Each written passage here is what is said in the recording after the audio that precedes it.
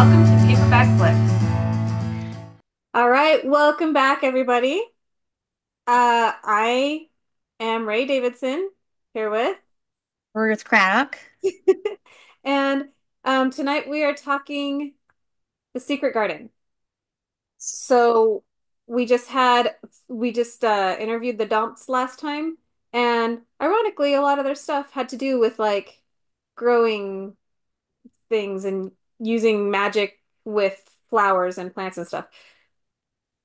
That's a large part of their book, and I thought it was kind of ironic that we're doing Secret Garden and There that's you the point go. of the book.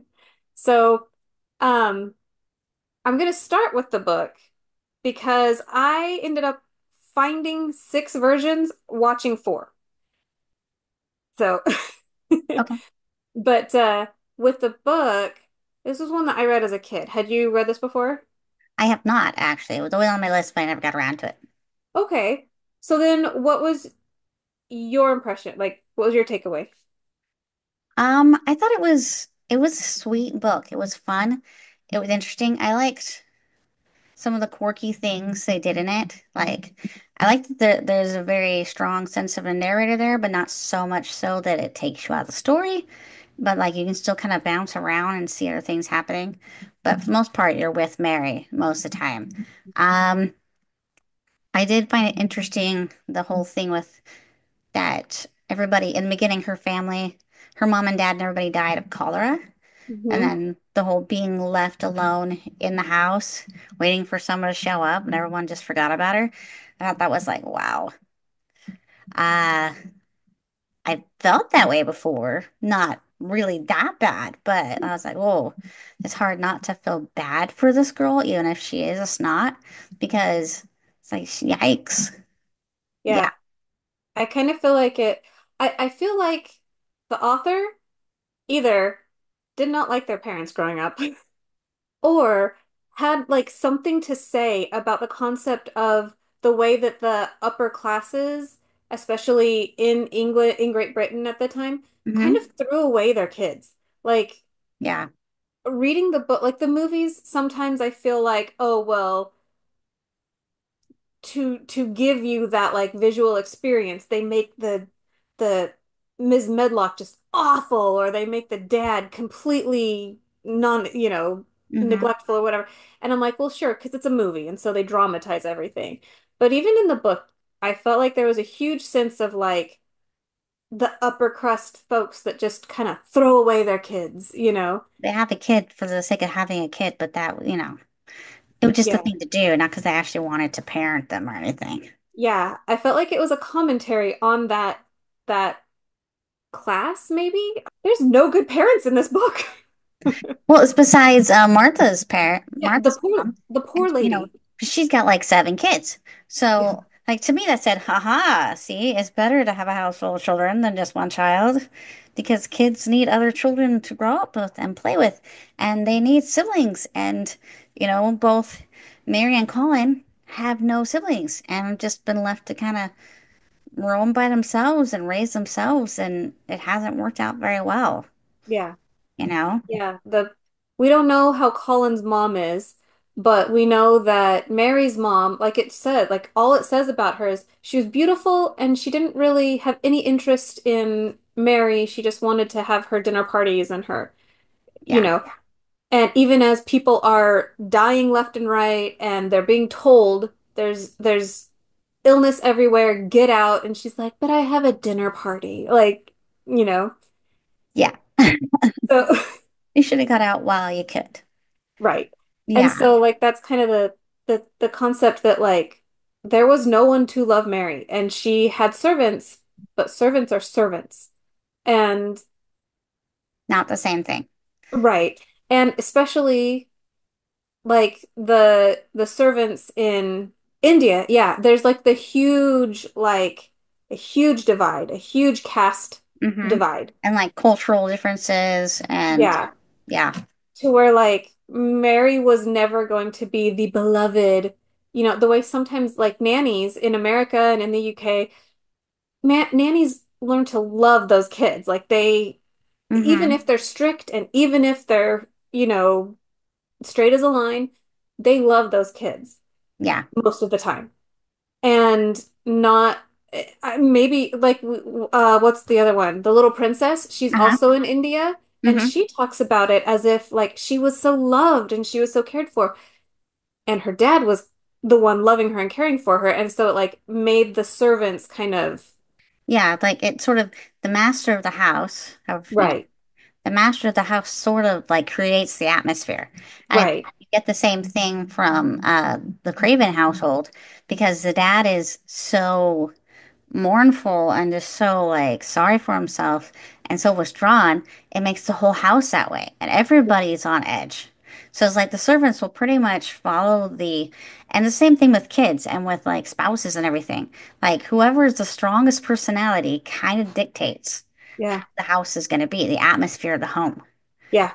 Like I said, when I would watch the movie or whatever, I felt like, oh, they were over dramatizing it, like, but then when I had read the book, because I think I read it in like sixth grade or something like that. Hmm. Um, but when I read the book and I was like, okay, so you get a little bit of insight into why Mary is the way she is, and you understand why Colin is the way he is, Yeah, but I'm like, but why are all of these adults? the way they are.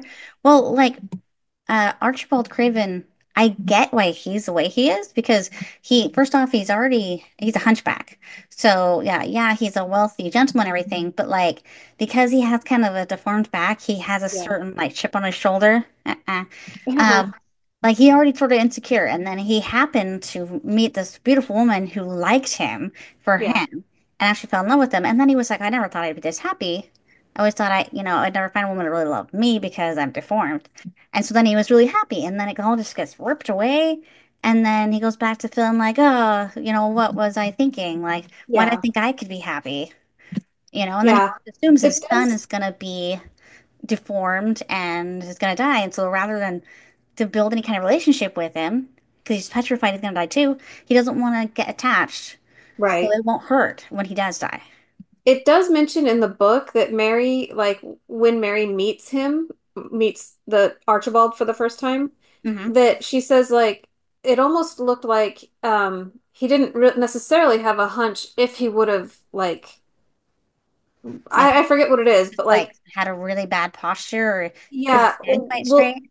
or like when you're so depressed that you're, like Maybe it was the weight of his depression, but yeah, like it was like she's like he doesn't really look like he had to have a hump or whatever, if he'd straighten up. I forget what she says, but something about like if he'd stand up straighter, it looked like he would straighten up or something like that. yeah. And I thought, yeah, but like I've known that. I've seen that in people when, 40 years of feeling like this and you look like this. And so Yeah, yeah, I was like, if there was something, like I know my daughter, she's 16 and she has trauma-induced scoliosis. So it wasn't like she grew with the curve in her back.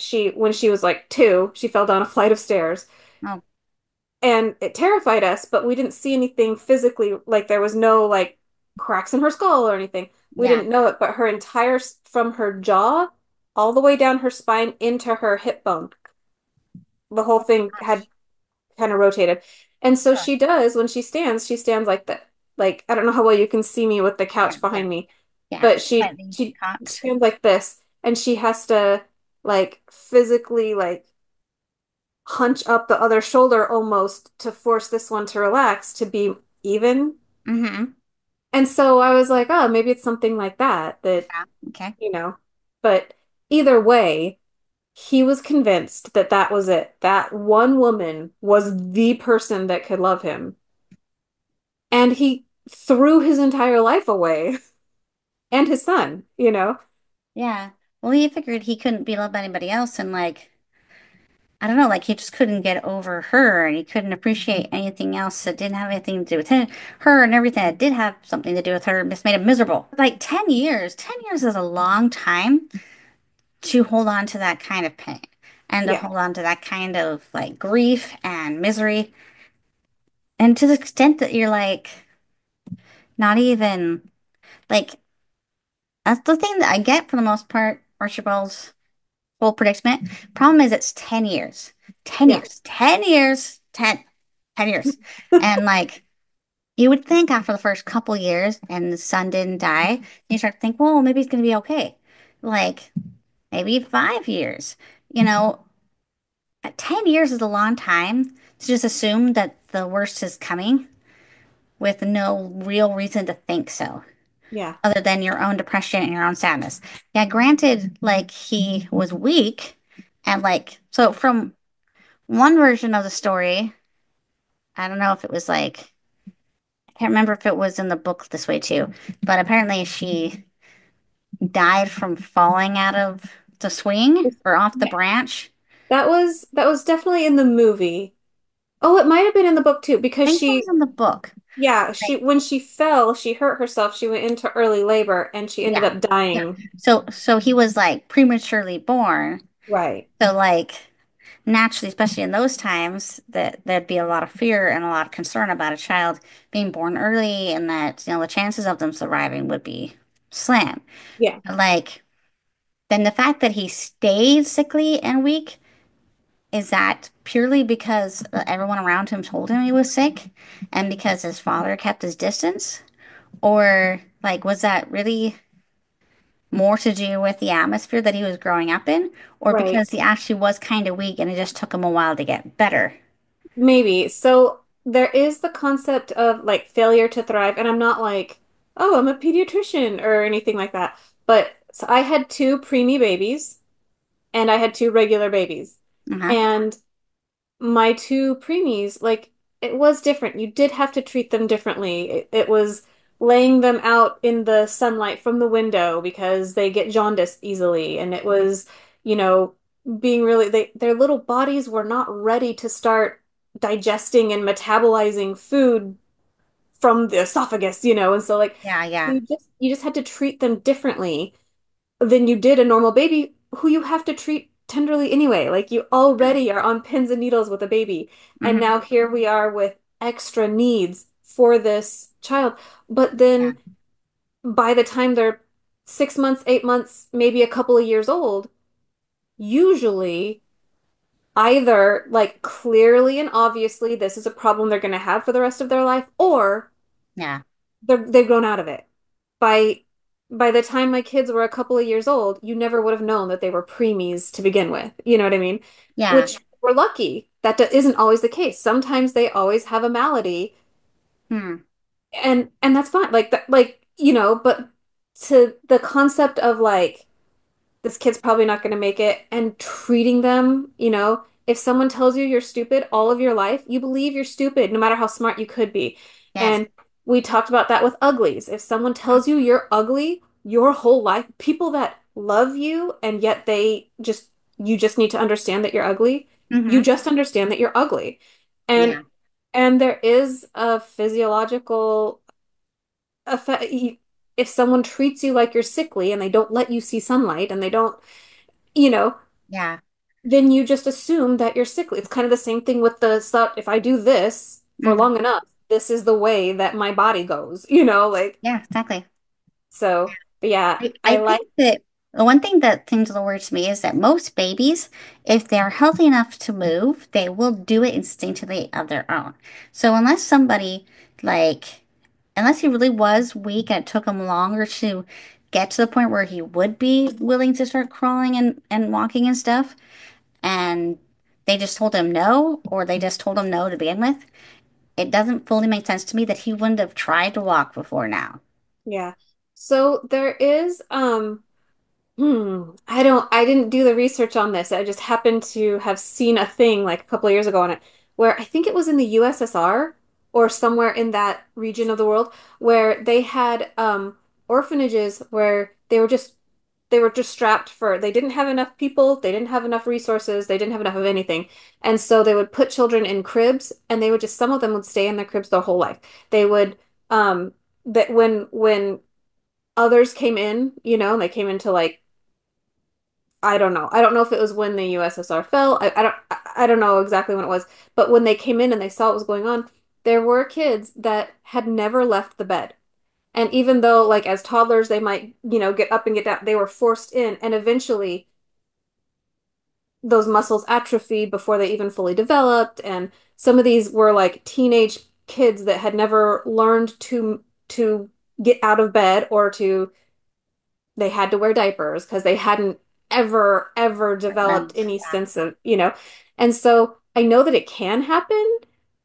I felt like those are pretty extreme conditions, but that's kind of the point of this story is that the the neglect and the self because like the mother of Mary, she was just completely involved with herself Hmm. and it cost her her life, you know.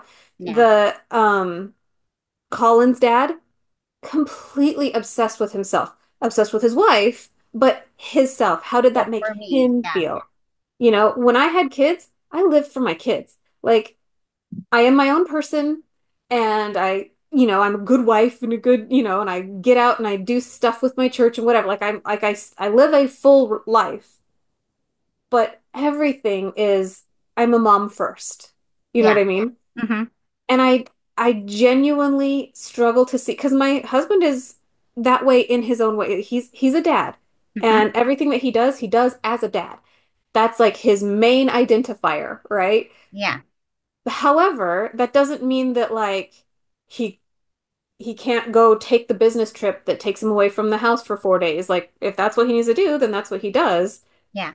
But still, like he always considers his position as father. I always consider my position as mother, you Hmm. know, the concept of just letting your children Just go on their own. struggle on their Yeah. own, like, it's just beyond me. I don't get it. So, Yeah. Yeah. It's a bit hard to understand if you have like natural maternal or paternal instincts, whatever.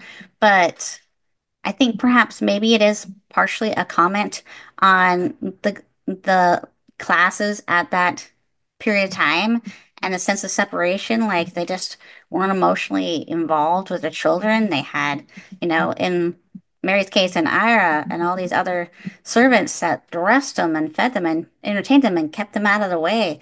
Like they were essentially raised by nannies. And this isn't the only place where I see this. I see this in a lot of cultures throughout time where a nanny or a servant or somebody else was always in charge of taking care of the baby. And like, the parents had the baby and that was like essentially it. And that's, they interacted with them here and there, but they weren't like their main caregiver. So yeah, like their job wasn't so much to be the parent in that sense, more of just like, like the master. So they're more like a servant to the parent than an actual family member in the way that they're regarded. They're kind of like, I'm too busy.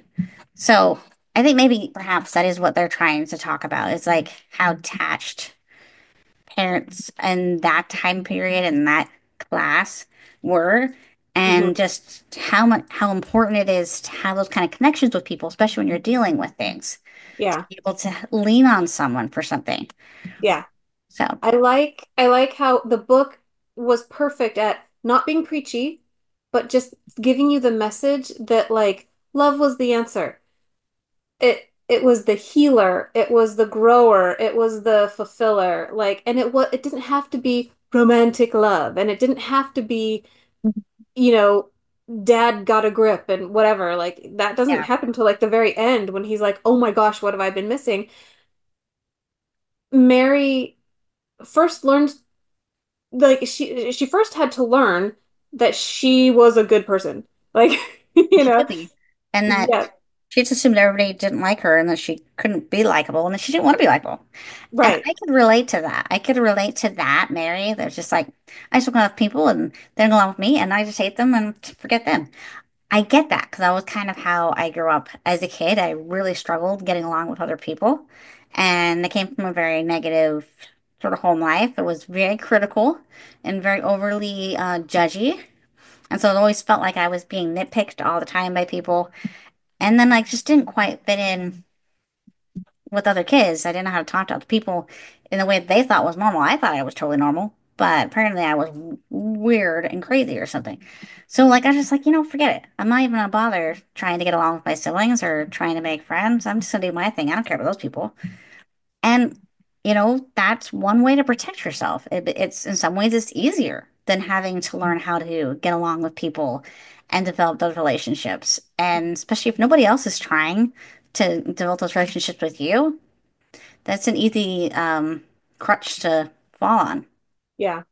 Yeah, and I really appreciated that like Martha, I don't know that she necessarily even liked Mary in the beginning. She kind of gives a couple little indications that maybe she kind of was annoyed by her, or she's like, "Oh man, if I didn't need to work here, I would not associate with this girl." Like you kind of get that Yeah. air, but she just comes from a good place. She's just a good person. And so she's like, I feel sorry for this girl, even though she's kind of a jerk, because what else is she going to be? Like, what other chance does she have? She doesn't know any other way. Yeah, yeah, And Martha's mom is like, yep, I see a child in need of nurturing, and so yeah. she How can does we it help kind of this kid? indirectly.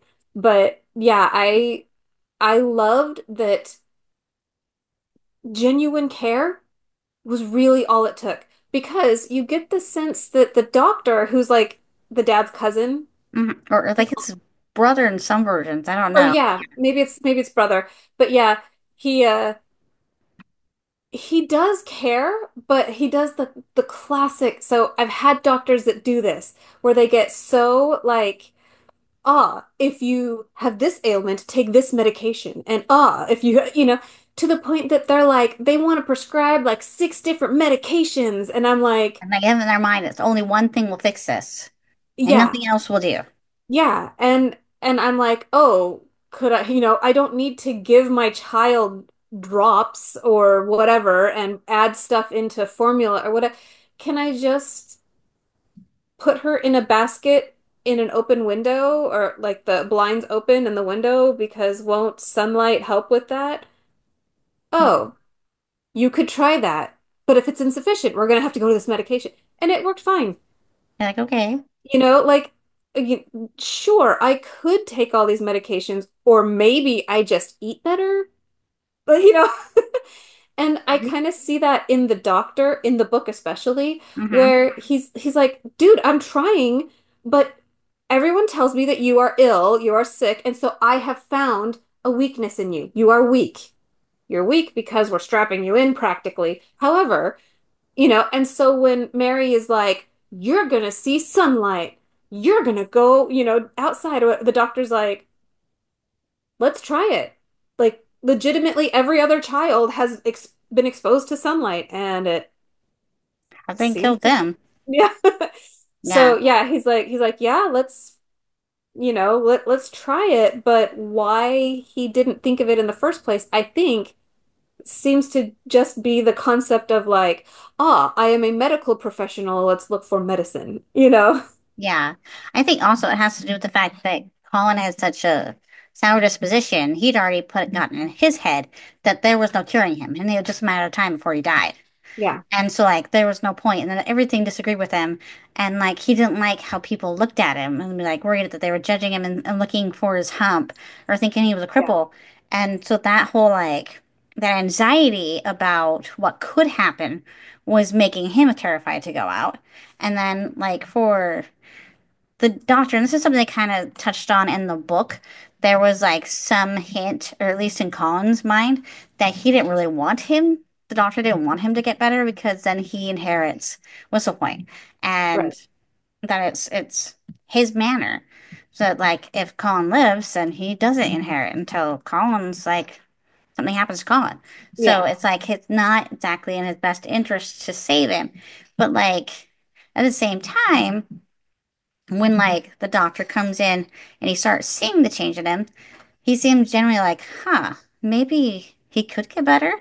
And then you're like, right, well, maybe that's just in Colin's head. Maybe Colin really does think so little of himself, that he thinks so little of everyone else around them, that he really does think that his cousin, uncle, whatever, distant relative wants him to die just so he can right, have his fortune. right. Yeah, I I like being able to see that like because you do kind of get in the same way that we do today, but we're not in Colin's position. like he put so much of it into his own head, or he heard somebody say something at some Had been point. put there, and then he let it live there, and he let it grow. Right, yeah, and he Hmm. he he just like took it. But it also speaks to, again, the concept of the class differences, because if this was my kid and we're middle America, but like, you know what I mean? Like Yeah. if we were just, just some middle class family or whatever, some normals, and my kid is like, "Don't look at me. I'm ugly. I don't want you to see my ha-" people be like, Oh, get over "Get it. over yourself." You know, like, Everybody's a little bit ugly. Everybody's cute. Everybody's got something nice or something bad about them. What makes you yeah, special? if Yeah, and I the don't same want thing to if look you'd at you, grown I up won't with look at you. like Martha's family, no way any of this would have happened. The Right. mom wouldn't have had time to like wait on him with all their siblings, and he would have just learned to like, you know what, get over it.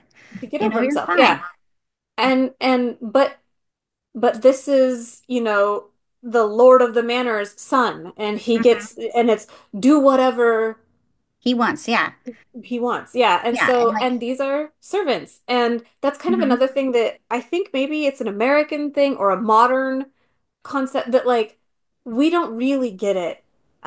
When I was watching Downton Abbey, there was a lot of that where like there was a lot of times that I'm like, servants are just our employees, like, like, yeah, but that's not exactly true. Like, yes, they were employees, they weren't slaves, hmm but a servant in not even the old world, even just back, whatever, 100 years ago or whatever, like you were devoted or you were out, you know.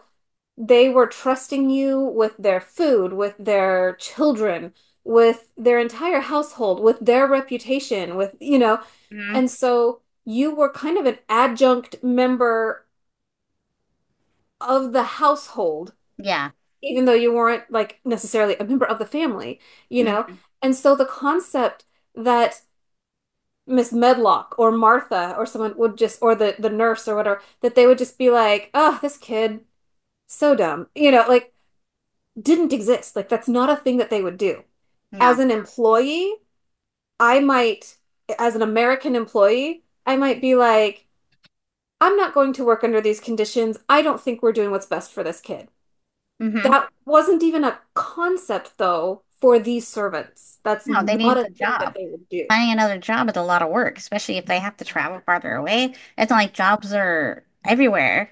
Yeah. You Well, know, and this you is need, important. in the time, a reference was everything. And if the Yes. previous house would not refer you, if it was the case that, oh, my mother needed me to move to some other county, okay, let me send this referral with you, Hmm. fine. But if it was the case that, hey, I'm looking for work, really, why'd you lose your job at the other place? Maybe I'll go ask your previous employers why you're not still there. Like it was a big Hmm. deal. And Yeah. so your reputation was your livelihood. Hmm. And so the concept that they would be in any way disloyal, like doesn't usually even strike. I'm individuals are individuals, but like Yeah. these servants are pretty pretty excellent representatives of the servants of the era, that they Hmm. would not even consider doing something differently for Master Colin because They, the Lord of the House has spoken. yeah, exactly. You know? They can't risk losing their job. They can't risk inferring his wrath or anything like that. It's like, so it makes sense in a way on their end. Well, what's funny is like when Colin realizes, oh wait, these people all have to do what I say. If I say I want to go outside, then and they all have to go somewhere else, and they don't need I tell Medlock she's not coming with me into the garden. I tell the doctor that no nurse is coming with me, and I'm just going with Mary and Dickon. I can do that. And like Yeah, I love how Mary sees him as this little Raja, and I love that comparison, and it's very true. He's realized I have power here. yeah, You all have to do what I say. And before it yeah, was like, if I lived, I'd be the master of the house and everybody'd have to do what I say. Then he's suddenly like, wait, I'm alive right now. yeah, You can do what I yeah. say now, which is not the best attitude to give a child. But at the same time, it sort of empowers him to go, wait a second. Yeah. I've decided Well, I do want to go out. I do want to see my cousin. They can't tell me I can't see my cousin, especially that dad's not there. And right, nobody has higher authority over him since dad isn't there. right. I So suddenly also it's like, oh, okay. I also liked seeing Mary because she was the little Raja of her house. Like Hmm. yes, her mother was the boss of things, or her dad when Yeah, he was home, but he was usually gone because of the military. But like yes, that's true. But in Mary's world, like yeah, she said jump and they didn't ask her how high because that's rude. They just started jumping. She'll tell you if it's not good enough. You know what I mean? yeah, Like exactly. She's and used to so having someone take care of her at all times and yeah. do what she said. And then she comes to this myth, is it Mistletoe? I didn't write down what it's called.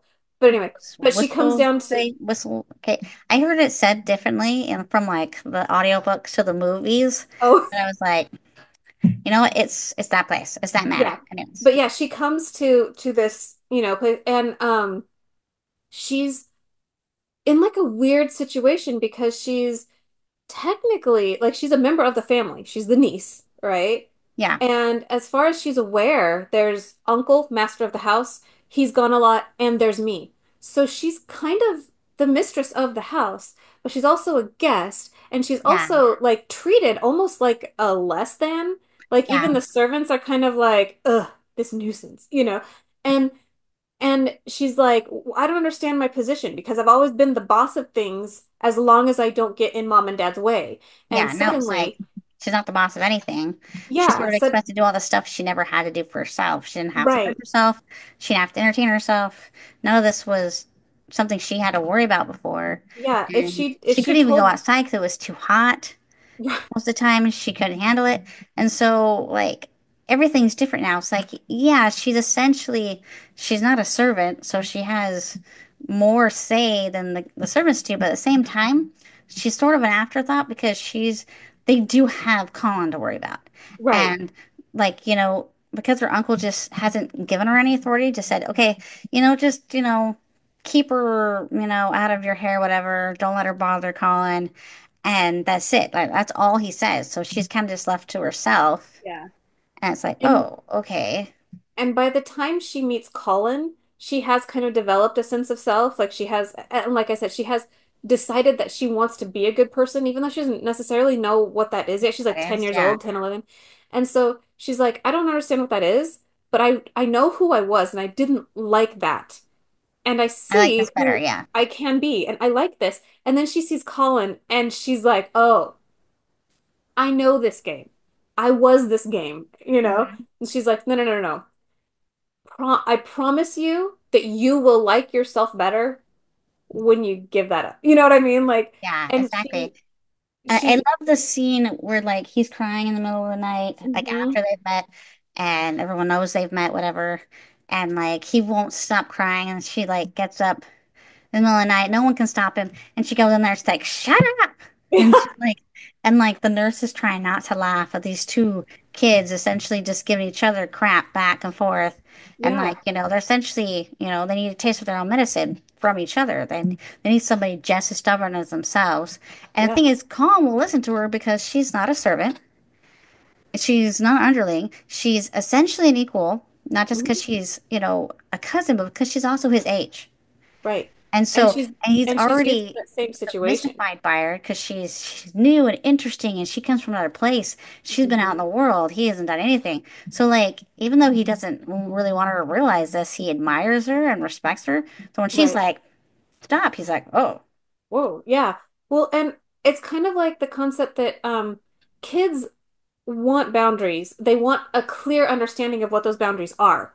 yeah, And I feel like all of us do. Like I don't always toe the line no matter what. Like I'm not like whatever.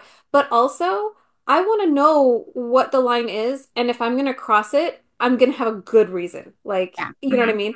And I feel like that's kind of what kids when they test you or they're pushing your boundaries or whatever, no one has ever given Colin boundaries in the way that Mary gives him. Like they've all given him boundaries. They've all restricted him to this very small half life, right? yeah. But no one has ever given him these boundaries which also allows him so much freedom that Hmm.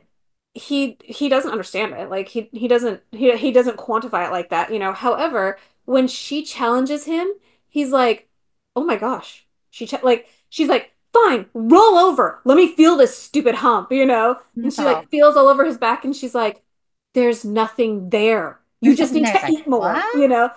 And he just kind of has that like, It's like, are you you serious? know, no one ever said, "Let me feel the hump." Like, you know? No one ever said, hey, he doesn't have a hump. They said, he's so weak. Well, of course, they also have their heads that he's so sickly. They see him Right. since he was little, and they've been told this whole time that he's a sickly thing. So it's Yeah. sort of like, It um, almost feels like Munchausen's by proxy. You know what I mean? yeah, Oh, I'm weak and sickly and I have a hunchback and no one will love me and Cullen is the same and everyone just goes, "Oh, yes, yes." You know, yes, yes, you poor thing. Yes, yes. Yeah, I can see that. So what else did you want to say about the book?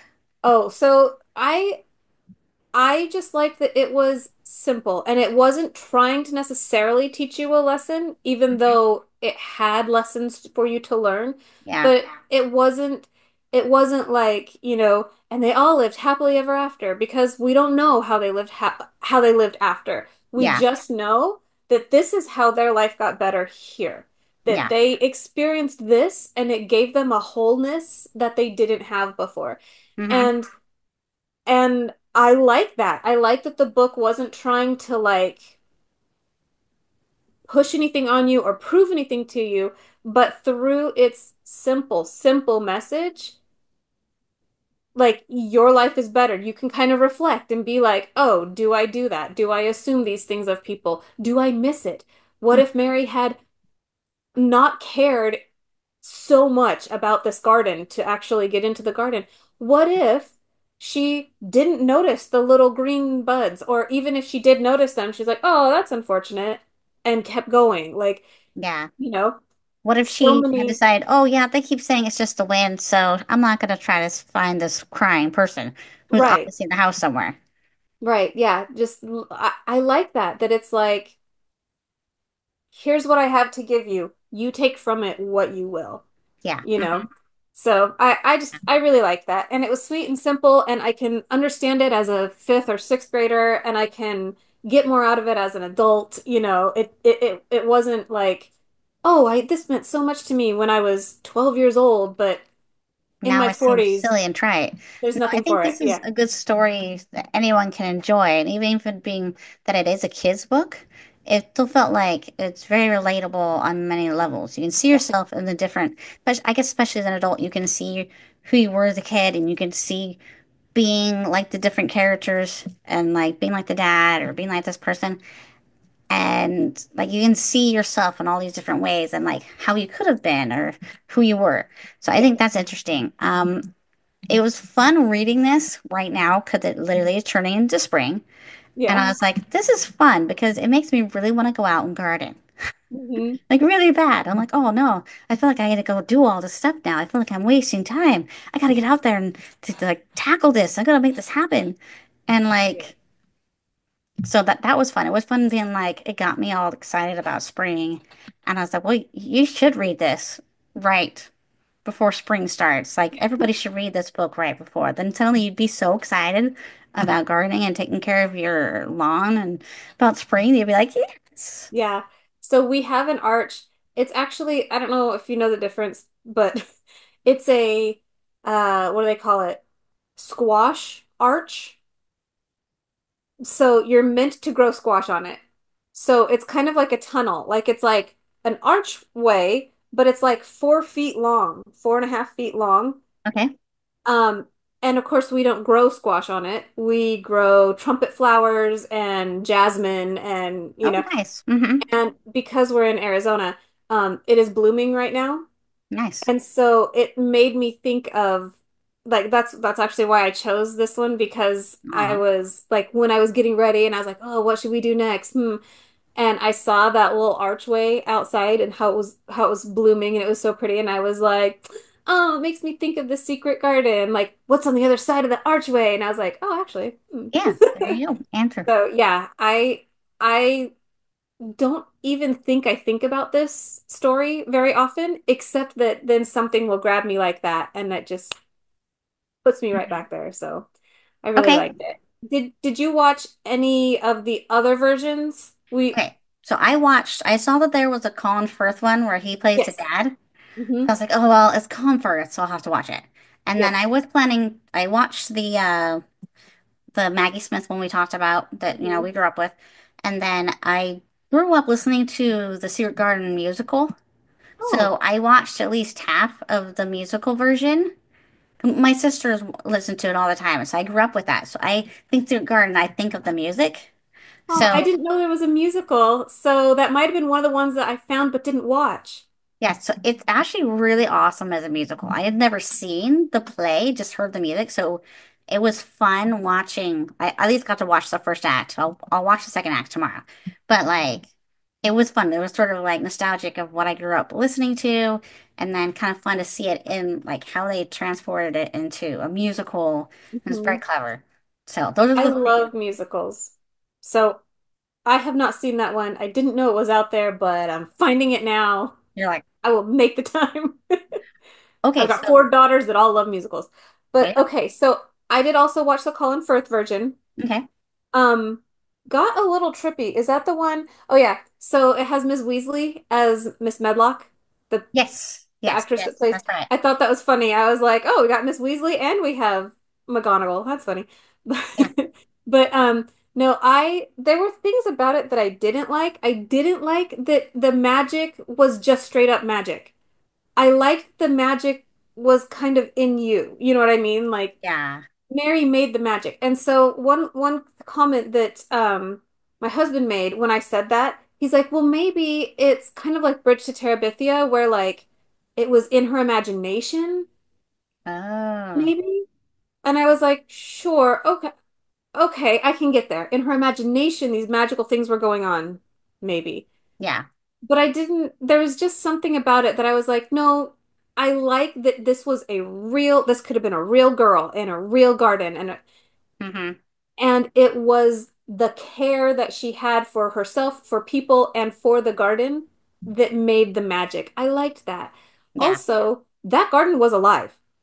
That was like a thriving, beautiful garden that she walked into. Okay, so the other thing is, it wasn't a garden. That was a wilderness. It was. It didn't feel like a garden at all. It's a magical forest, is what my husband was calling it. And like I Yeah. kept going, like, did they read the book? Did they Right. just keep the character names and like they knew like the basics? Like the basic They premise. changed so much. And I was Yeah. like, I got some of the things they did and why they did them, but a lot of it was like, what the heck? Why are Yeah. you Also, doing it Miss this Medlock was straight up mean. And Martha. I didn't like either of those characters. Okay, so again, I don't want to be keep harping on the same thing. Why do we have to race swap all the time? But why was Martha and Dickens black? Like Yeah. there's no reason for it. I was like, I okay, will whatever. say I guess I they like wanted to Dickens. make Martha older too, like because in the Yeah. book and in like the other movies, she's just a little bit older than Mary. She's like a teenager. Right. She's not like super old, or this Right. a lot older. And then, but I guess that's because they wanted to be able to talk about, oh, I knew your mom. I remember your mom. Yeah. Maybe? Um, yeah, there was a lot that they changed. I didn't like a lot of the changes. I did like Dickon, but Oh but no. it is true. What? You didn't Oh like no, him? you did? So I don't remember what it was. I just wrote I don't know down if they can be that friends anymore. I did put I did put in there that it seems like Mary is a better person than Dickon.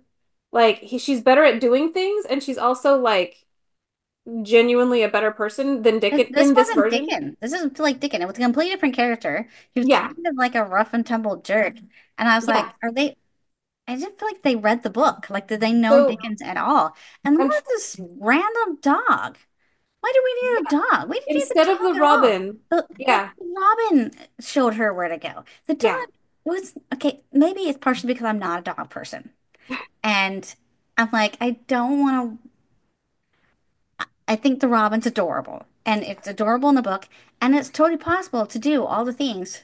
And they did it. They still did it with like CGI in Hmm. this version. But you didn't need the dog. Yeah. The You didn't dog need the dog. did nothing to the So story. I am a dog person. I like dogs fine. I have a couple of dogs, and I didn't like that they put a dog in there. So I was reading my I don't even like notes. this particular dog. They needed a better dog. Like I this was dog reading is my more notes, present. and you know what I put? I put by the end, I liked Dickon. Okay. So that was my only note on Dickon is that by the end, I liked Dickon. So like, So okay. I don't remember what happened at the end, but for some reason by the end of it, I liked him fine. But Yeah. um, but yeah, no, I didn't like Martha. I didn't like the magic-y magic. I didn't like most of the changes that they made. I, Yeah. I I didn't like that one. I like Colin Firth. I don't like his character in this. Like, No, well, because the other thing is they didn't have him leave and like go away for the summer, so there was no need for him to come back or yeah, for them to summon him. There was no need for the dream where, he hears his dead wife say, calling to him, and he's like, "Where are you?" And it's like, "In the garden." I love that. I love that that's something that they did in the me book, and too. they did it a little differently in the Maggie Smith movie, but it still works. Yeah, And I still enjoy that because it was sort of like it's not just what they're doing, like the far as like the being out and the trying to be positive and everything that's making the magic happen. There's also the spirit of Lily, of the mom. The spirit of of Colin's mom is in that place. yeah, And it is her garden. I feel like it's her spirit is part of the magic. She's trying to call them there. She's trying to help them. She's trying to say, "Hey, I don't want this for either of you. I want all of you to be happy. Come here. Let me heal you in my yeah, garden. This is where I have this made me happy. It'll make you happy." Like I feel like part of it, it's like, yeah, it's a magic of sort, but it's a spiritual magic. yeah, It's, you know, and I love that because I definitely believe that the people we love, they don't disappear when they pass away. They're just on the other side of the veil, yeah, and that their spiritual energy is still there, especially in a place where they loved, and that even if they died there or they spent a lot of time there, they were happy there. That's going to resonate. Their spirit is going to sort of just linger there. yeah, yeah. I don't know. Somebody probably told me this and I just glommed onto it, but somewhere along the line, I developed like the belief that like when people talk about having guardian angels, that's your past family or people that loved you, people Hmm. that loved you or that loved the people that loved you Yeah, on the other side. That's your guardian angel. It doesn't necessarily have to be like some fairy godmother type of person.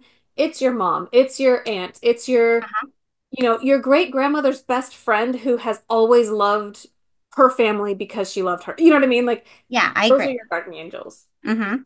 So yeah, I love that concept and anything that takes away from that in this story, I feel like lost the point.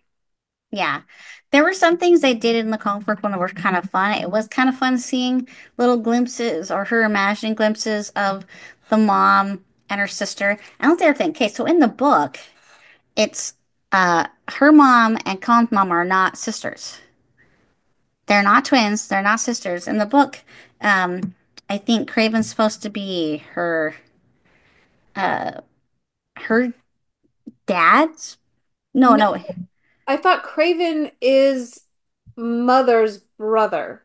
Yeah. So like they weren't sisters in the Right. book. But like every other edition I've seen of it, including the musical, they have them be twins and that they were sisters. Hmm. And I really like that. And that's one of the things they changed from the book that I really enjoy. So like they did show in the Colin Firth one, like her seeing visions of the sisters and Mhm. all this stuff.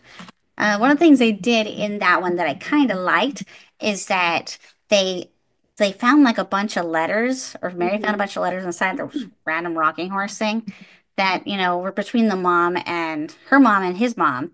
Yeah. And like it showed that she was talking to her sister about Mary and she did care about Mary, but like what the impression they gave in that one was that her mom was so distant from her because she lost her twin and she Right. didn't know how to deal with it. And yes, a Right. twin would be a big deal.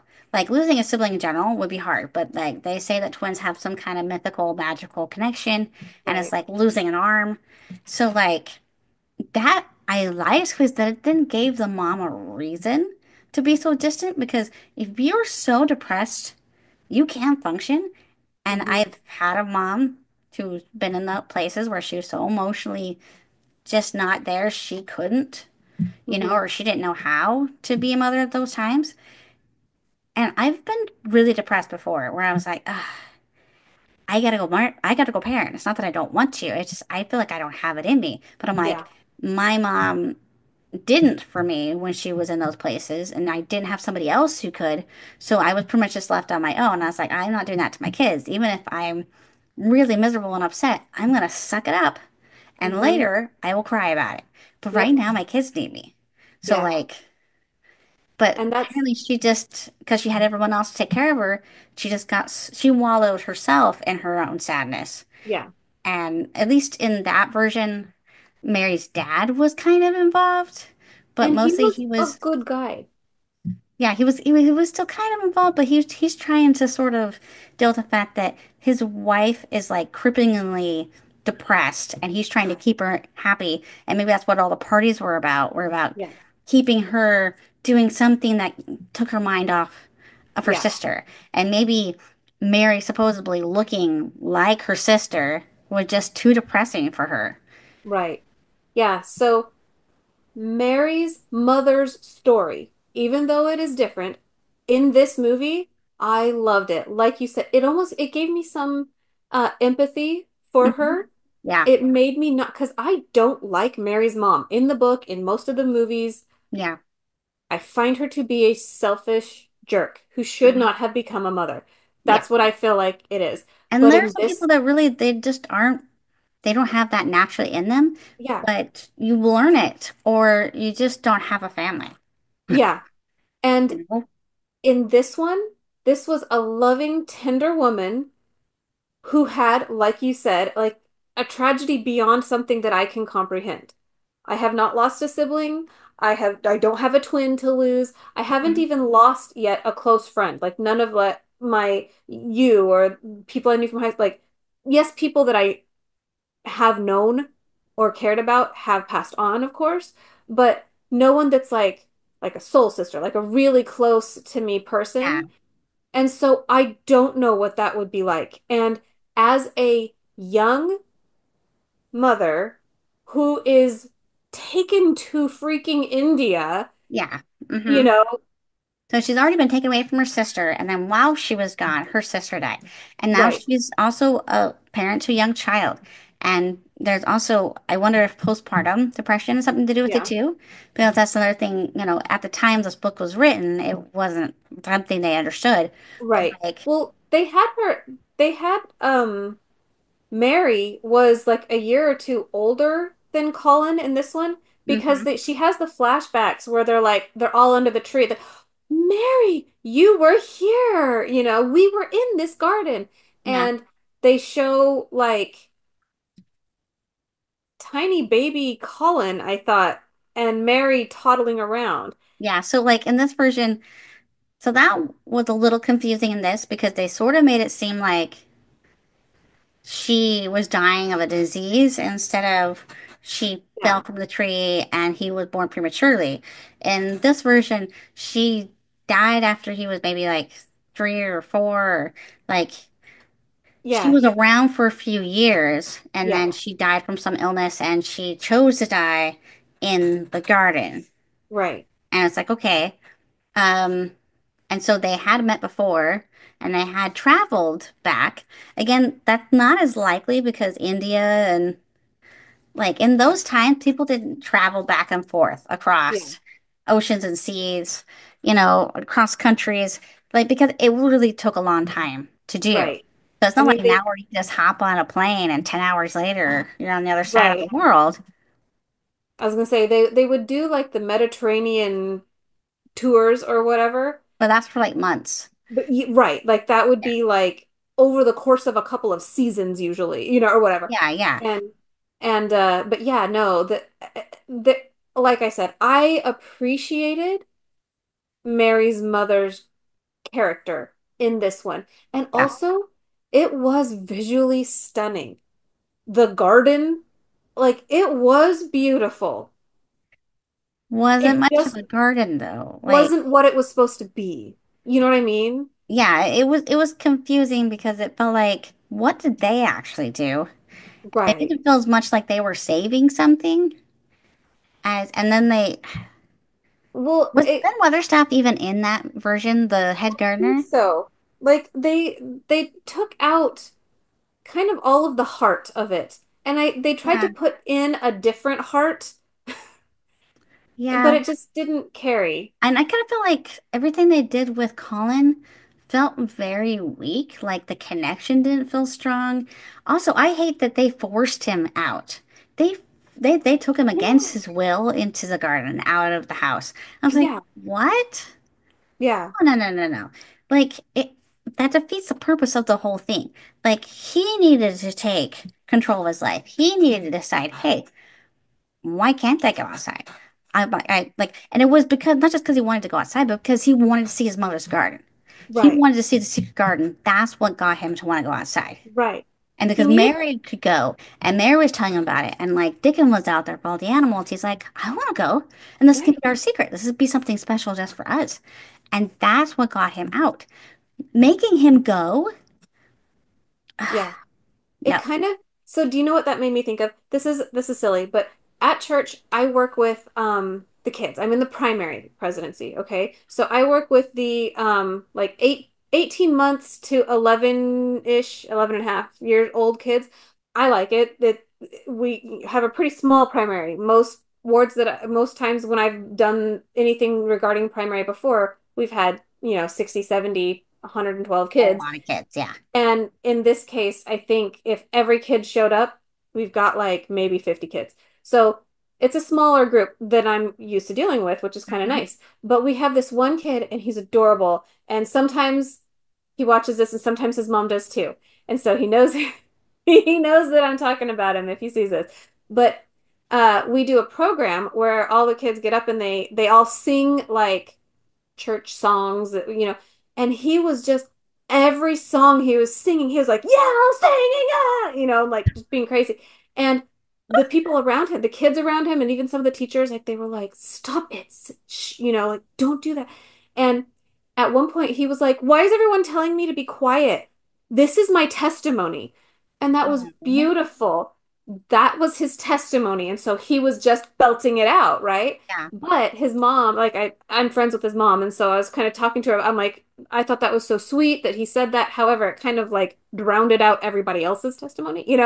And yeah, she's like, yeah, I had a conversation with him about how when you have something that you want to share the message of the church, or you want to, share this life lesson that you've learned or whatever. If hmm, you're screaming it at somebody, it's affronting to them and they yeah, don't want it. They won't take it. And I felt that same way when they forced Colin out.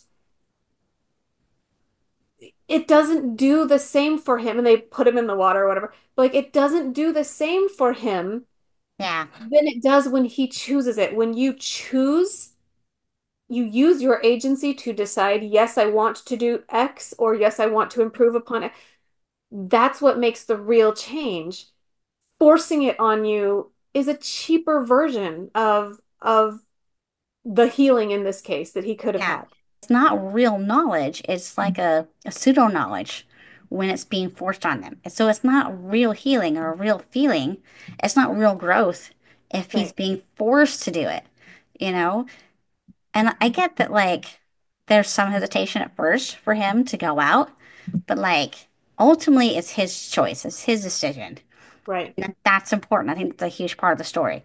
Yep. Um, Other thing that I thought was really weird they did in the Conforth one is suddenly the house is on fire. Yeah. Suddenly it's Jane Eyre, and I'm like, Was oh, the was manor it the doesn't burn down. was And it the why dad do we that need the manor to burn down? was it the dad set it on fire? Was I that don't know. They never Oh, clarified that. It was never like said per se, but it was like, so the dad set the house on fire, and then he's like, oh no, I gotta save my kid. I can't abandon my kid. And it's like, are you so so he didn't he must not have, but it seems so weird the way they showed the fire was kind of like strategically just placed around like obviously this is a set fire. This is not an actual fire that starts in one spot yeah. and then spreads. I did like that one of the dresses like burned green or something. Like, Yeah, I saw that. It was like it was sequenced or something. I was like, that's kind of cool and yeah, that was very cool. distracting, but it's kind of cool. And I But did yeah, enjoy watching like they were shown the way out of the dressing room by the ghosts of the hmm twins. I yeah. like those little things, and then like having her mom be there to sort of help her up, and even like for the dad to sort of see the wife like help hmm him up when he felt like he couldn't get up. I liked those elements of it. When they did Yeah. little spiritual things, I liked it. But it's so muddled with all the other random things going on and all Yeah. the other things they took away that I feel like it was a very dissatisfying version. I was like, this isn't the secret garden. This That's is the secret woods. And well, that's the other thing. She didn't have the key when she got into the secret garden. She right. climbed a wall. And then later she finds the key and it's like, well, what's the point? You already found the wall. And I was like, Right. was that supposed to be the garden? Because it certainly didn't feel like it. Yeah, so the only thing that I can think is that like when you are reading the book and you have oh you said his name earlier, Ben, you have and he's like, I've been climbing the garden and I've been secretly coming in here and Yeah, tending every to it once as in a while best I he'd go can. in. Yeah. And so to have her kind of climb the magic thing that lets her in or whatever, like I guess that's kind of their homage to him, Yeah. but it was just poor, like again, it took the heart out of it. Yeah. And whatever they tried to replace it with, it just didn't hit for me. Yeah. It just wasn't it. So my general takeaway is if you want to see it for the sake of it, it was the Garden of Terabithia. Like, you know what I mean? Yeah. Yeah. So Um, if that's a I mean, my kids were entertained by it. The younger two especially, they thought that it was, it was cool and magic and pretty or whatever. But hmm they but it didn't grab them. Like it wasn't one that they were like, I love that. Like when it was done, it was just done. Okay, Yeah. You're like, okay. So I kind of feel like, yeah, that's my takeaway too. Okay. Yeah. You're like, okay, whatever. Um, So before we talk about the Maggie Smith one, yes. um, I d I did see two others Okay. that I have to say I love them, but I love them for different reasons. So I saw Okay. the 1970s BBC Okay. version. They used the book as the script. They went line by line as close at it as it was humanly possible to recreate the book, which at times was slow. Huh. However, first of all, they used the same place as Downton Abbey. Oh, okay. So when she says like they're crossing the moors and she says, "Oh, there's Misselthwaite or whatever it's called now," and you see like the like coming around the bushes and da-da, here it is. It was the intro to Downton Abbey. Like it was that exact drive and that exact reveal, the same angles and Yeah. everything. I'm like, "Oh, that's That funny." one's not on a moor though, so they probably It's couldn't show it too wide or be like, that's not a moor. So they never show the grounds, like the exterior of the house and the moors at the same time. Okay. They Yeah. they show like she's like in the gardens and you see the moors, but you hmm don't see the house and the moors at the same time. And Yeah. then when she's looking out the window, it's probably a set and she's looking out on moors. Yeah. Yeah. So yeah, so they do kind of play with it a little bit, but like the exterior, the grounds immediately around, like the court, not courtyard, but the lawn, like immediately it hmm it is Downton Abbey. It looks exactly identical to the other Okay. show. And then the interior, they did use a lot, like they used the grand staircase that we all know from the show. Several of the rooms you could tell because I have seen Downton Abbey and I know it pretty well. I could tell when it was probably not a room on on location, or if it was, it's a room that wasn't used in Downton Abbey. You know what I mean? Yeah. Like, but there were several rooms that you could recognize as well. For me, that pulled me out a little bit because I am that person. I'm the hmm person that goes, I know that actor. What else are they on? And then I'm sitting here like, you know, Yeah. and so or that's Downton Abbey. Oh, that's the stairs. Or it Yeah. pulls me out a little bit, but that's my fault. That's not the fault of the show. No. But what I did not like is that they um tried to do this whole like the movie starts with her as a grown-up, a young woman, right? Okay.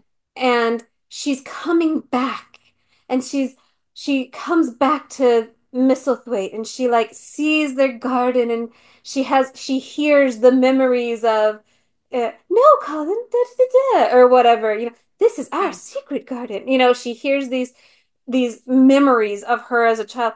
And then apparently um like it'll jump into the story and then it'll jump back out and see her as a grown up, whatever.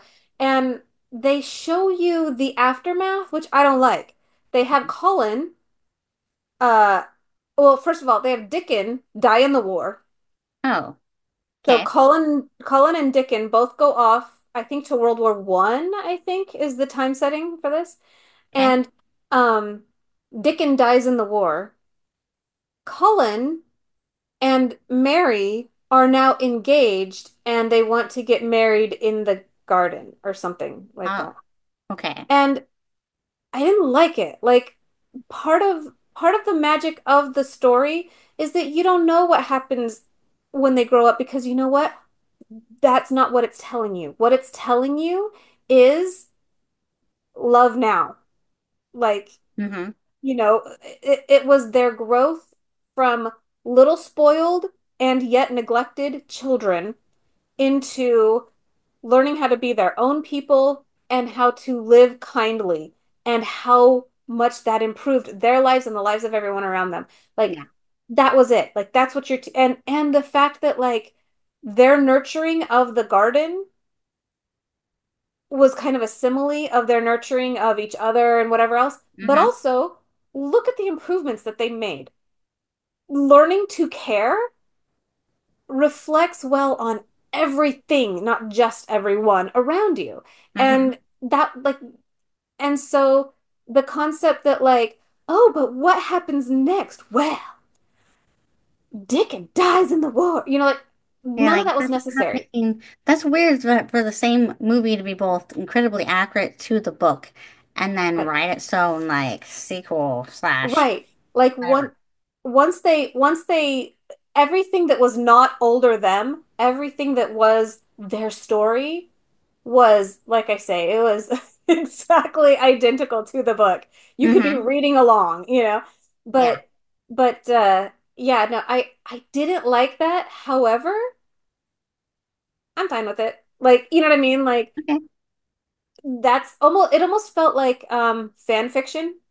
Oh, okay. Yeah. You know what I mean? Like the director was like, but what happens when they grow up? Let's give them a scene where you see them, like Yeah, yeah. but okay, it is what it is. The other one that I saw, you ready for this?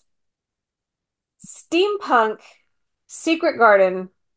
It was so awful Oh that I no. kind of love it for how awful it is. I saw like a thing for it, but I didn't watch it because I was like, is that really the Secret Garden or is that like something else that just happens to have the same name? No, it is. Oh, So okay. so the Mary is like a 16-year-old, 16 or 17-year-old redhead. Okay. I just I happen to love that she has like super red hair. I was like, "Ooh, yay." But but anyway, so this 16-ish-year-old girl and she um comes to live at her uncle's house, which is also an old factory. So because it's steampunk, the changes that they made were all to make it steampunky. Oh, okay. Um, so like when they're walking around outside, they have to wear gas masks because it's like almost post-apocalyptical, like the air's not safe. And then you get inside the factory and everything feel is so industrial and and they're wearing like steampunk clothes. And so like they are so like rich and vibrant in this world that's just steam and pipes and Yeah. utilitarian. And so um the secret garden is actually the mother's lab where she was like a botanist or something. And so she was trying to grow plants in order to like reinvigorate because everything is Yeah, she's trying unsafe to like outside. save nature and the earth or Right. something. Yeah, okay. And she died, I believe she dies in the laboratory. She dies in the lab, and that's why dad is like, no, like never again. No one goes in there again. And Hmm. it turns out that uncle or whoever he is, Yeah. doctor is trying to keep Colin sick, Oh. trying to keep him down, and is the one that poisoned mom's lab, No. which is what killed her. Spoiler! Like you figured out pretty quick that you're Oh. like, oh, he's the bad guy. But also, you ready for the weirdest twist? Okay. Colin is a robot Keep him down if he's a robot. And how does he have a mom if he's a robot? because she created him. Oh, it's a Frankenstein monster And kind of a thing. she's a botanist. She deals with living things. She But gave she him created a robotic son. it's so weird. It's Okay. so weird. And the acting is so like I actually like a lot of these actors. They're more indie film type, but I actually like a lot of them, but they have a tendency to the girl that plays Martha especially, I'm pretty sure that previously she's done a lot of stage work. Okay. Because you know how there's just kind of that like You can tell candor stage that you have, actors. like when you deliver the lines and you're delivering the lines so that people in the back row can understand you. Yeah. And that's how she did. Oh, I'm very sorry, Miss Mary, but you can probably go tomorrow. You Oh, know, like, man. and I'm like, oh, the thing is, when she gets into it, when she starts like just getting into it and she's like talking to her brother or whatever, Mm-hmm. and she's actually very well, it's very well done. But so many times they're like, I am saying a line now. Yes, and I am saying the response to your line. And I'm like, what director is like, that's it? Cut, we're done. Like, Next scene. yep. But oh my gosh, it was so bad that I kind of love it. Yeah. Those are fun. I'll have to go watch that because that's that entertaining. It was entertaining. And yes, I gave you spoilers, but also That's fine. they're pretty easy to get to spoilers. Oh, and the Robin is a drone called Robin, and it's an acronym. It's like robotic, uh, Oracle, whatever, I don't know. But the acronym of Robin actually serves the purpose of the drone or whatever. Like, you know what I mean? Okay, well, that's kind of clever. So yeah, In and a world where there wouldn't actually be a bird. Yeah, Ben Okay. False, Ben, whatever Ben's last name is, Woodstaff? I don't know what it is. But Ben is there too, and he's a maintenance man, which makes sense because he was a gardener, blah, blah, But blah. in this world, there's no garden, so he's a maintenance man. Okay, right. Yeah. So yeah, Sounds so very interesting. I think that everyone should experience this. I do not think that it should be your first experience with Secret Garden. Doesn't sound like it, no. Oh my gosh, I love it so much. Anyway, so now, unless there, like, if you want to talk about the musical or I want to anything, talk give about the us any. musical a little bit. One of the Yeah. cool things they did in the musical is they had everybody. So again, they stuck with the cholera thing, where everybody Mhm. died of cholera. So that was one of the things I always liked in the '93 movie with Maggie Smith was the Mhm. whole earthquake thing, and then the thing with like the 20 ivory Elephants. elephants and everything. But like as visually interesting as that was, and I see why they did it that way instead of cholera. Um, I do enjoy like the just the devastation of having everybody die around you, or Yeah. like I don't want to say I enjoy that, but I there's a drama. It's much more interesting. But in the Yeah. musical, what they do is they have everybody that dies in the beginning of cholera becomes like the chorus that follows around and like they're the ghosts that are following her around and they're singing about what's going on and they're talking about what's going on and then when they get to whistle point whatever to the manor then Lily Colin's mom spirit joins them and so there's different points where like Mary sings the song that her Ira used to sing to her to Colin, her Ira Mhm. comes in and is sitting there with her while she's singing it. And then like there's another point where Archibald is wandering around the halls because he thinks he hears Lily, and it's really Mary wandering around. She's like, "I heard someone crying," because she can hear Colin, and so Mhm. she's walking around like, and he thinks he's hearing her, Lily, and Mhm. she's hearing Colin, and it showed Lily kind of sort of leading them both. Like she's kind of like, "Hey, come here, come here." So it was very interesting having like the ghost are kind of part of it, and they don't so much see them, but they're like there, and they comment and they sort of help, and they're part of like the moving around of the sets and everything. Very interesting. I really like that. Very interesting music. It's all done very Yorkshire-ish. And so some of the words are very hard to understand in the songs. But what was funny is I always watch everything with subtitles, and sometimes the subtitles understood what they were saying. Other times they had absolutely no idea, and it was hilarious. Hilarious. So I do love a bad subtitle reading or caption reading, whatever. I would That's recommend pick up the soundtrack and listen to it because it's very cool. Very iconic of my childhood. I've like grew up with this, but go watch the play too. From what I saw of the play version so far, very cool, very cool. sounds amazing. Oh, one thing I wanted to mention about the BBC version in the 70s Uh-huh. that I absolutely loved, there are voids of music. There are entire scenes that don't have music playing, Hmm. and I loved it Oh. because you were completely in there. And when Mary is sitting at the table and she's looking at like the porridge in front of her, and she's looking at Martha, and it's just silent, and you feel like you're Mary.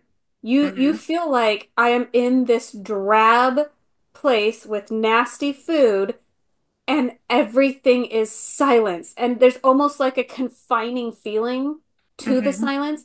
And then again in the garden later, like she has a moment where she like, and there are parts where there's music playing over it, Mm-hmm. but when she's in the garden, and I don't remember what it was, but I think it's when she first sees the buds, and again like she's looking around and it's silent, and she can hear the bird chirping, and she like looks up at the bird or something like that, and then she looks down, and just kind of that like pure moment where everything is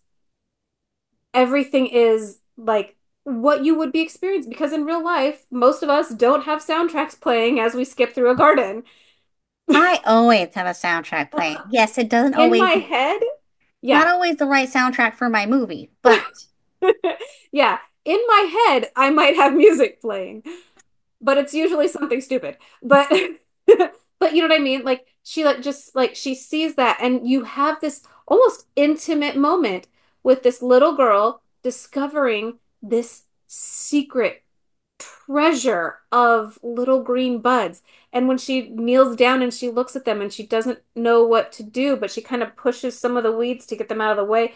And like she has this like moment of, and it's just her. The whole world is gone. It is her and these little tiny plants. And there's something so magical to the absence of extra mm-hmm. that I love. Like I love a good soundtrack, but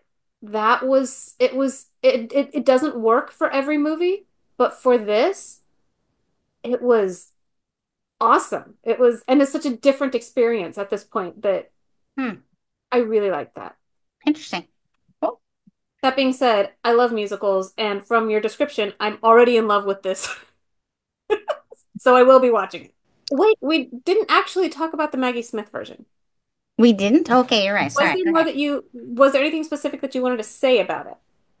Okay, so I do love Mary Lennox in this version. Mhm. I think she's quite fabulous. Again, I could be totally biased because I grew up with her. I love the Colin in this. I didn't really like any of the actors in the Colin Firth one besides Colin Firth and Medlock, but only because I like that actress, not because I Right. liked her character at all. But I liked everybody in their parts was good. I thought Maggie Smith was great because you got the sense that she cared about Colin and she's just trying to do the best she can. But she Yeah. also has limitations on what she can do. And she's also been told that he's weak Right. and frail. And so it's not that she is trying to keep him down, but she's also in a really difficult position. Yeah. Also, I felt like she was like Miss Medlock has been doing this for a long time. Hmm. Maggie Smith's Miss Medlock was the perfect housekeeper. And at the end when she's like crying and she like sits down on the stairs and she's like, "What else could I have done, Martha?" Or whatever she says. Yeah. And that's exactly right. That's Hmm. not what's in the book. However, that's exactly right. Because Yeah. what does that housekeeper do in that situation? Like, she did everything right, and yet she It's, felt like she had done wrong. Like, you know yeah, what I she mean? Like, failed. Yeah.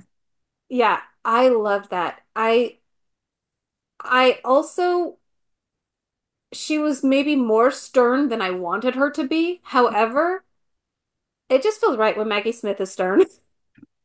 She's good at it. She's very good at Yeah. it. But she's Um, usually stern with a wink. You know what I yeah. mean? Um, oh, I love the Martha in this one.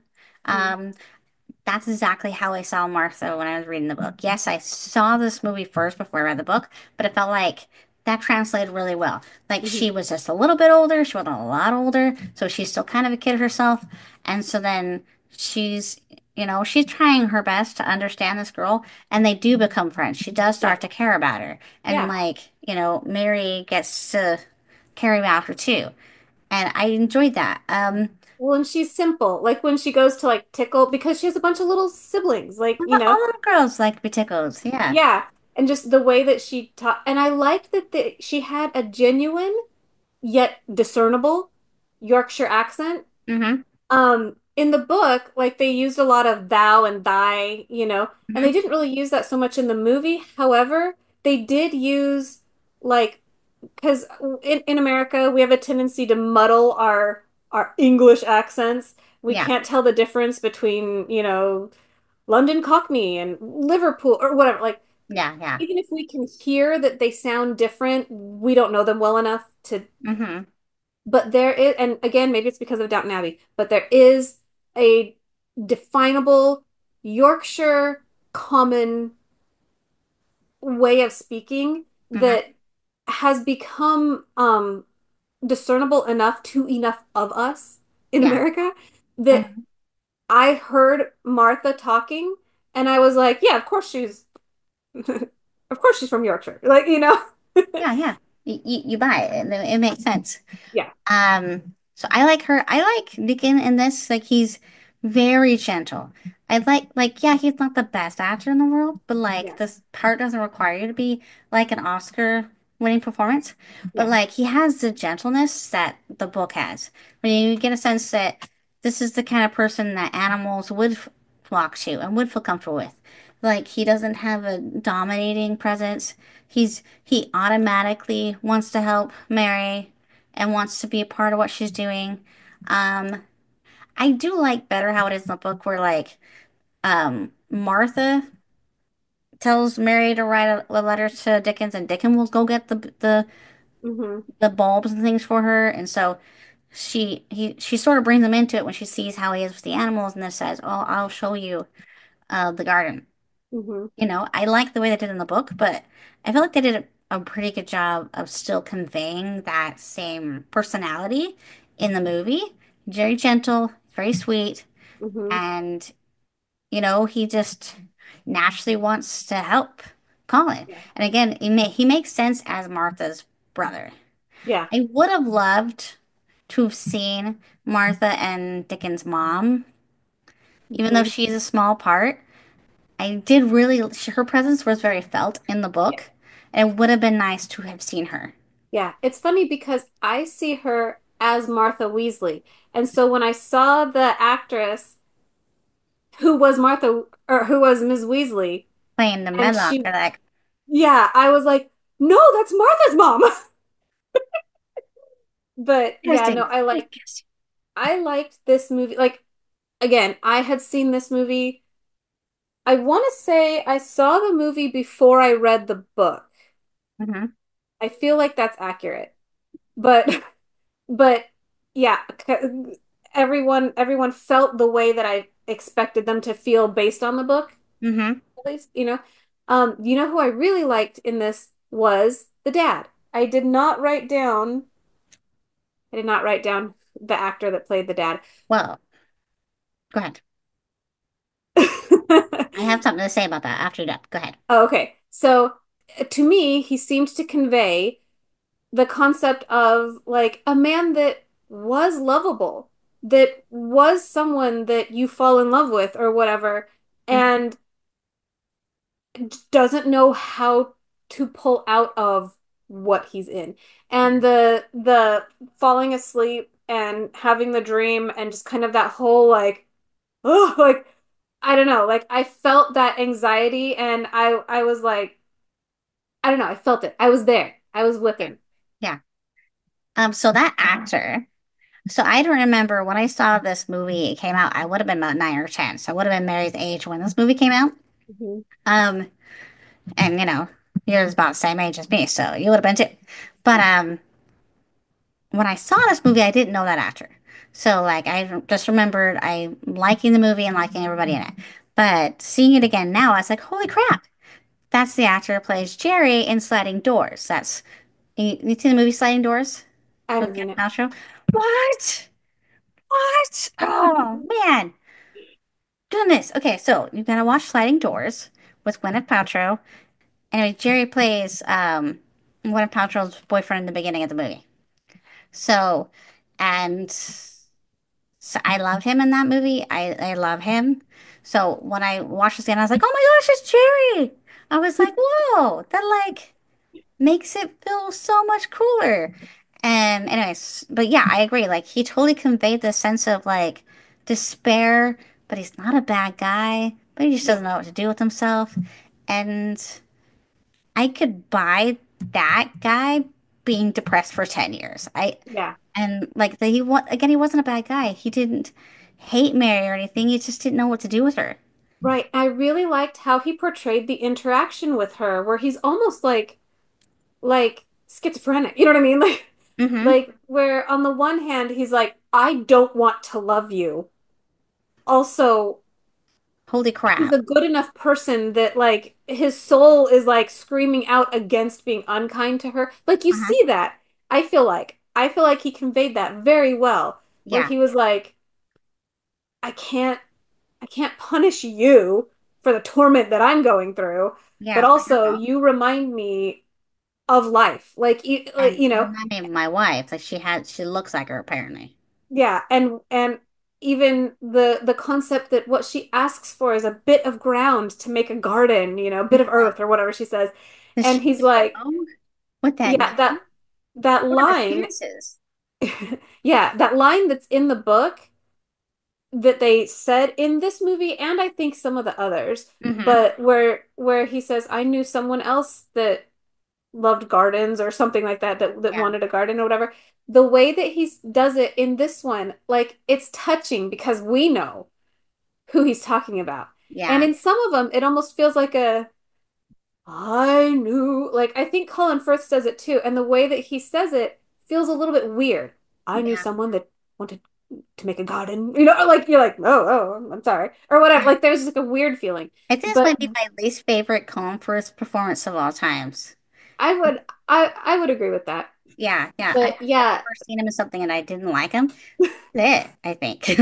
yeah, but yeah, this the Maggie Smith dad, like, yeah, he had that like you his interaction with Mary was somehow touching. Like, Yeah. you know what I Mhm. mean? Like, and I don't know. I do love it for its nostalgia, but it stands on its own feet. Like we've talked about nostalgia cast with Johnny, your And Darren, yeah. yeah. So they often, if not always, pose that question, you know, do we love this for the nostalgia or does it stand on its own as a classic or whatever, you know, like they Mhm. kind of have that I feel like this movie does satisfy both.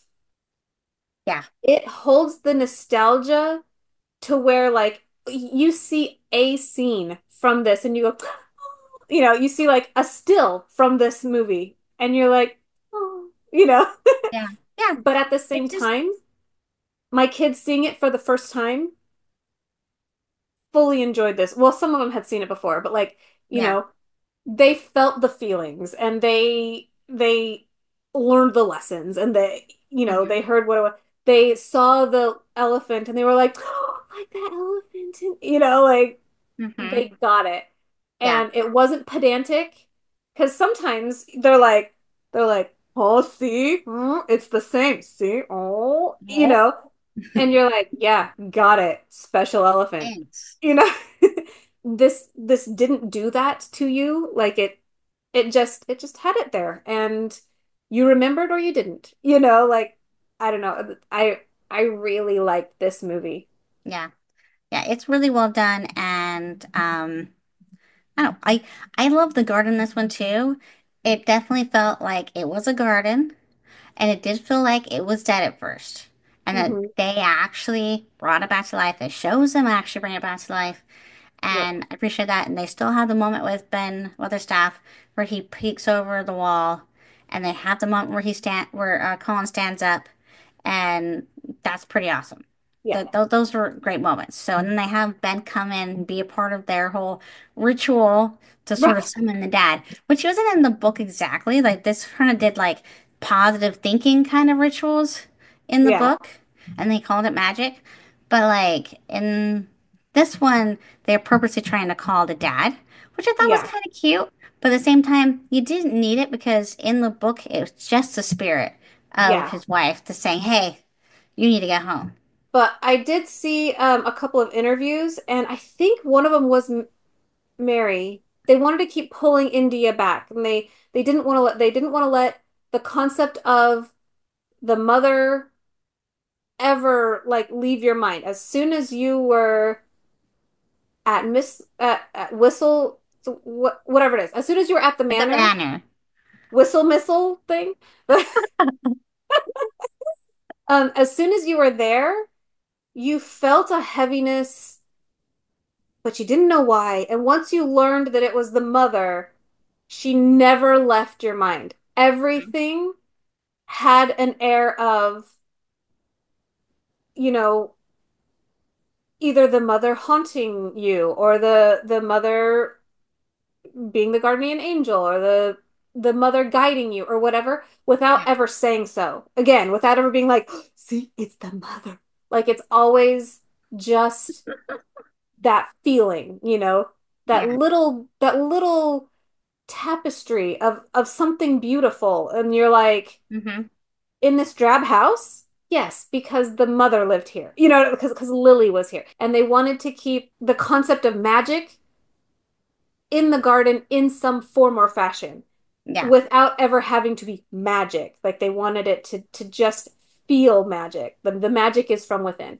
And same thing with India. They wanted to keep pulling the fact that this place on the moors, it is rain and drab, but the garden is beautiful. Hmm. And her background being from India, that was aesthetically beautiful. It has the rich colors and the gold plating and elephants and craziness, but that on its own doesn't hold anything for her. Hmm. What makes something beautiful is what it evokes. Like she didn't say Yeah. all of this. She said just, broadly pulling in the mother, pulling in the India, whatever. Hmm. But I liked that. I liked that they made the conscious effort to be like, okay, what would a girl raised in India think to do? Yeah, You know? exactly. So, yeah, little things like that I appreciate. Every change, I'm trying to think, every change that they made sense for the movie, and I was fine with to happy about. I Hmm. didn't love that they changed it to an earthquake. I was fine with it.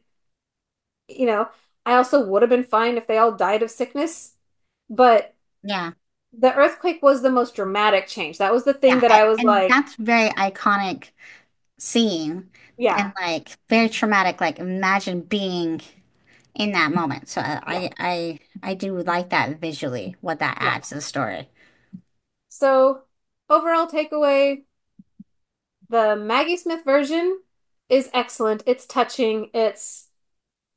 It keeps the heart of the story, the book, I think. Yeah. The BBC version is worth the watch.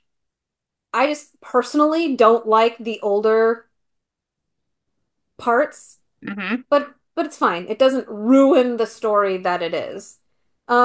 I don't care for the 2020 the Colin Firth version. Yeah, that I don't was like it. interesting. Um, don't take the steampunk Steampunk. one seriously, and you will love it. If you're like, this is inaccurate because this acting is subpar because this is, and you're critiquing it, okay, this is hmm not the one for you. If that's a thing that you do, if you pick apart stuff, you are going to hate this. Okay. And then the musical sounds delightful. Okay, so for next time, I'm thinking, because I'm feeling nostalgic, let's read the book The Body or the novella by Stephen King and watch the movie Stand By Me. Okay. Because it, again, grew up with it. It's a novella, so it's not super long. Stephen King Yeah. novella, and it's a 1986 movie. So grew up with it, and I've never seen it. what is? Oh my gosh! Ah, I've leaving. heard, I've had references my entire life, never seen it. Honestly, I can't believe you. Jay O'Connell is the fat kid in this. You have Wesley, the son of the Star Trek Next Generation's doctor lady, Doctor. is Yep. is in this. And you have River Phoenix. Hmm. You know who that Yeah. is, right? Yeah, I know who that is. Well, Just say. I've seen scenes from the movie. I've just never seen the whole thing. So yeah, River Phoenix, and then you have Corey Feldman. This is like an all-star cast, and Yeah. John Cusack plays the older brother that passed away. So yeah, it's a good one. So yeah, let's do Stand By Me by Stephen King. So another Stephen King book, or novella in this case. And yeah, I think that'll be a lot of fun. Awesome. So okay, so this is Secret Garden, and I'm Ruth Craddock. I'm Ray Davidson. I think I was supposed to go first there. Sorry. I know, I don't know, whatever. And yeah, so we'll see you guys next time. And thanks for stopping by.